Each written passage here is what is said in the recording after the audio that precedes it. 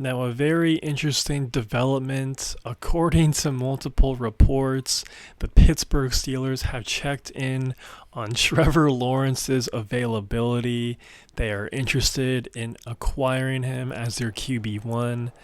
And it looks like the Steelers are going to bring back Justin Fields instead of Russell Wilson. And, when you only have Justin Fields coming back, you want to add another quarterback in the quarterback room. So that's what they're trying to do. Now, first, I want to start from the Steelers' perspective. Yes, they have a need at the quarterback position, so I understand why they have checked in with his availability. But man, Trevor Lawrence is making a monster contract right now, a very controversial contract to say the least, and this dude has shown nothing since entering the NFL.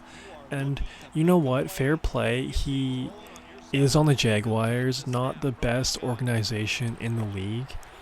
But do you really think he could turn it around and be worth that contract with Arthur Smith and George Pickens? Maybe. Maybe.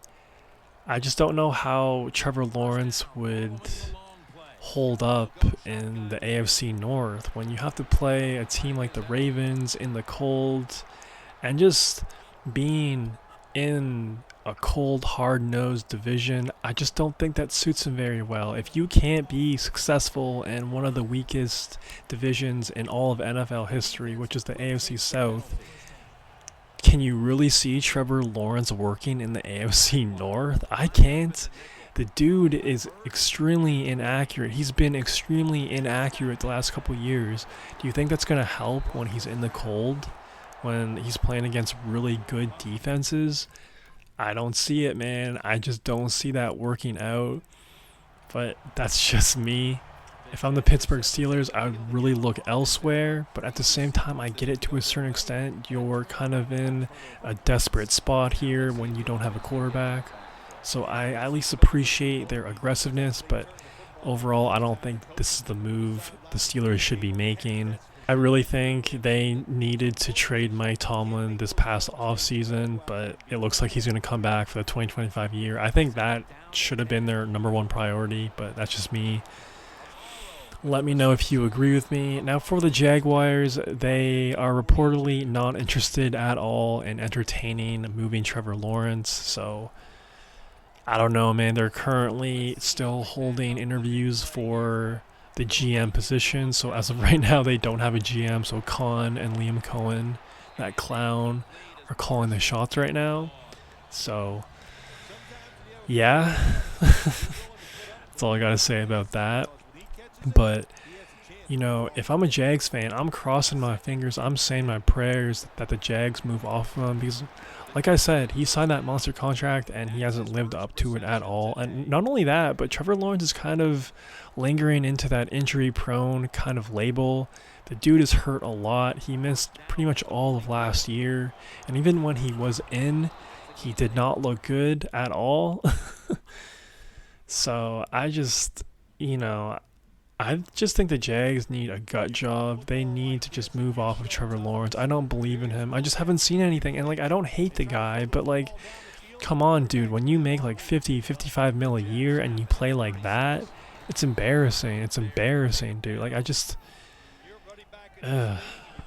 So, yes, if I was hypothetically the owner or the GM of the Jags, I would definitely be interested in moving him. And who knows, maybe you could pick up a decent haul for Trevor Lawrence. If a team offered me 3 firsts or even 2 firsts and a second for Trevor Lawrence, done deal.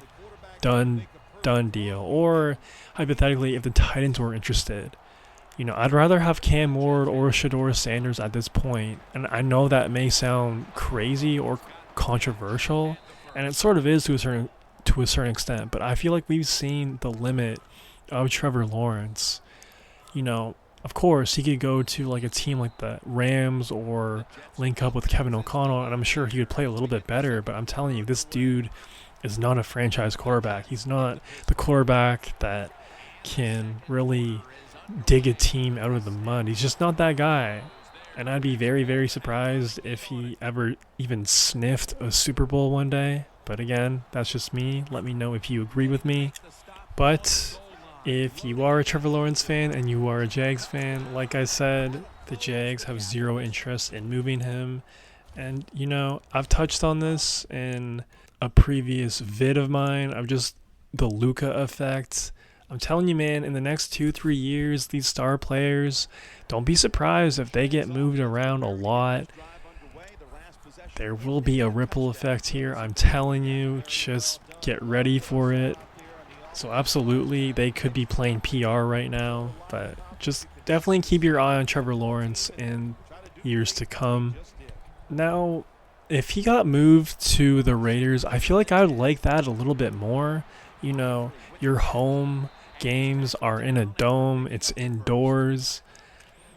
Yes, you still have to play in Denver and in Kansas City in late November, December, and sometimes those conditions can be harsh, but that's only twice a year, if that. And like sometimes the Raiders play the Broncos in September and October, and same with the Chiefs. So it's not an automatic that he's going to have to go through the elements like he would have to if he was on the Steelers in the NFC North. And then you have the Chargers, who are also an indoors team.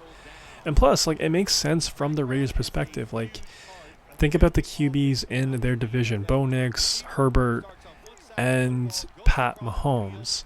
The Raiders have no quarterback right now. I'm not saying Trevor Lawrence is on the same playing field as any of those guys, but I feel like Trevor Lawrence could maybe be a tier under Justin Herbert, potentially. In my opinion, I feel like Justin Herbert's a really overrated quarterback. I think he's good. I think he's definitely a starting quarterback, but come on, bro. Like, I haven't seen anything from him, and I hope the Chargers give him a weapon so we could really see his full potential. But like, come on, like this first year with Jim Harbaugh, like, what did he do? What did he do? Yeah, he had some good 200-yard games down the stretch, like against the Bengals and whatnot. But like, come on, dude. Like, that wild card game was embarrassing, and I just think the media hypes him up too much, but that's just me. So to add Trevor Lawrence in that division, at least it would give the Raiders a chance to at least compete with those teams and at least maybe upset the Chiefs, the Broncos more often. But let me know where you would rather see Trevor Lawrence go, the Steelers or the Raiders. And hypothetically, if the Jags do change their mind on Trevor Lawrence, it would make sense to trade him to an NFC team so that, of course, he doesn't come back and haunt them. Now, I don't really see too many there are some NFC teams that would definitely be interesting if he ended up with them. One being the New Orleans Saints, but that's the thing, they're in a salary cap purgatory right now, so I don't know if they'd even be able to absorb his contract. And they're trying to currently move off of Derek Carr, or they're at least having those talks with Kellen Moore and whatnot. So that team definitely needs a quarterback. And similar division to the AFC South, you don't really have to deal with the weather or the environment at all. So I feel like that would be a good spot for him for sure. And then you have the Rams and the Seahawks. Both of those teams need a quarterback the next few years. I potentially like those two spots. But we'll see if he gets moved. And if you're a Jags fan, again, let me know about this news. Let me know what you think about this news, because it kind of came out of nowhere. And fun story. I'm curious if you are rooting to see him get traded, or do you want the Jags to stick around with Trevor Lawrence? Let me know. But yeah, man, if you made this far, please subscribe and like the vid. It'd help out your boy a ton. That's all I got for right now. Peace.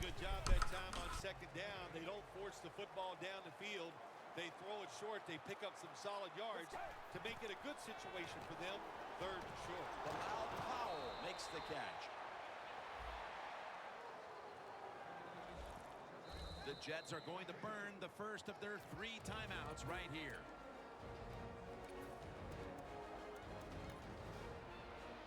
The Jets will go for it here on 4th down and short. The Jets approach the line, and they're going with their jumbo package. And the offense will call a timeout.